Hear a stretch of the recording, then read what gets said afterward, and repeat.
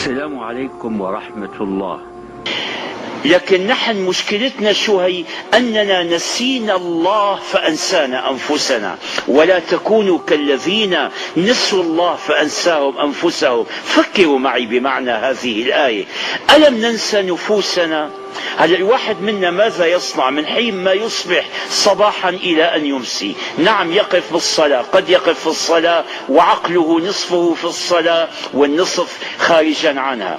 يمضي حياته في لقاء الناس. إذا لم يجد شيئا يعمله، واحد رايح عند طبيب الأسنان وعليه أن ينتظر ربع ساعة، تثقل عليه ربع ساعة، يثقل عليه الزمان. ليش؟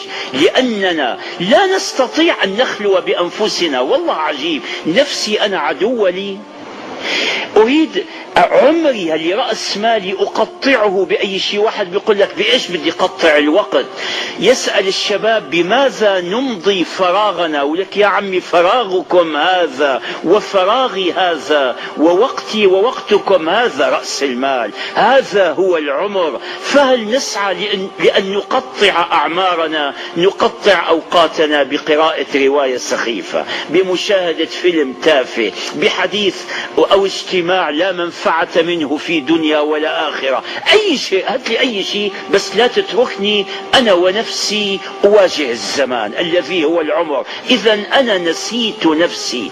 هذه عقوبة من الله. نسينا ربنا فأنسانا أنفسنا. والسلام عليكم ورحمة الله.